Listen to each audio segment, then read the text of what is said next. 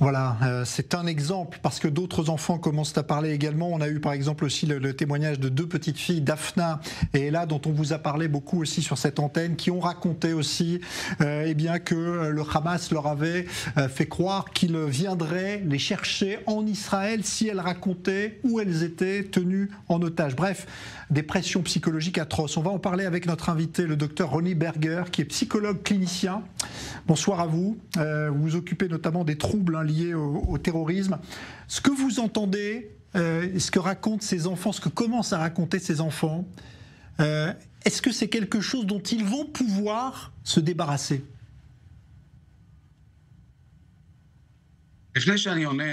Avant de vous répondre, j'aimerais dire que ce spectacle d'horrible avec la jeune fille avec son chien et ces otages qui font coucou de la main, c'est le Hamas qui essaie de se montrer humain. Mais tout d'abord, nous savons que ces enfants, on leur a montré des vidéos terribles en les menaçant, et il est très important que les gens le sachent. Et maintenant, je suis prêt à répondre à votre question. Alors, moi, je voulais vous demander simplement si vous pensez que de telles atrocités qu'on leur a imposées, notamment ces films, des crimes commis par le Hamas, est-ce que ces enfants vont pouvoir se débarrasser de cela ?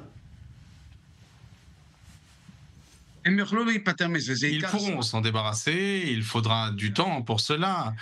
Ils ont aussi compris que c'était un grand mensonge. Mais je pense qu'il faudra beaucoup de temps et c'est un processus qui sera lent et délicat. Il faut comprendre que ces choses sont dans le cerveau de ces enfants. Il faut du temps pour s'en débarrasser. C'est un processus grâce à beaucoup de chaleur et d'amour pour traiter ces mémoires traumatiques. Certains de ces enfants, docteur, ont été isolés, presque retenus, parfois sans leurs parents, ce qui doit compliquer encore plus, j'imagine, le processus de retour à une vie normale. Oui, cela ne fait aucun doute. Quand un enfant est seul, lorsqu'il n'a pas la figure adulte, ou quand il voit son parent qui a peur, qui est dans un état désespéré, cela laisse sa marque et il faut beaucoup de temps pour assimiler cela et pour restaurer la confiance. C'est quelque chose qui prend du temps, cela se fera avec les parents. Malheureusement, certains des parents soit sont morts, soit sont encore otages, et ça c'est terrible. Oui, parce qu'il y a ça aussi, docteur, ces enfants ont vécu des atrocités déjà le 7 octobre, avant d'être kidnappés et d'être retenus otages dans des endroits parfois particulièrement effrayants. Ces traumatismes qu'ils ont depuis le 7 octobre, il va falloir les sortir maintenant ?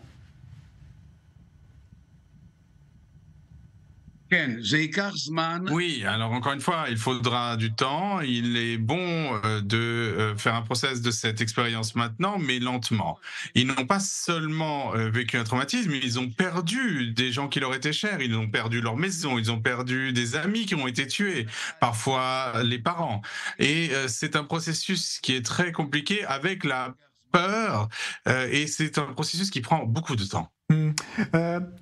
Voir des enfants captifs, c'est quelque chose évidemment auquel notre monde ne peut pas s'habituer.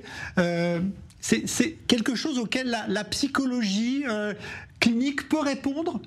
La médecine a des remèdes contre cela ?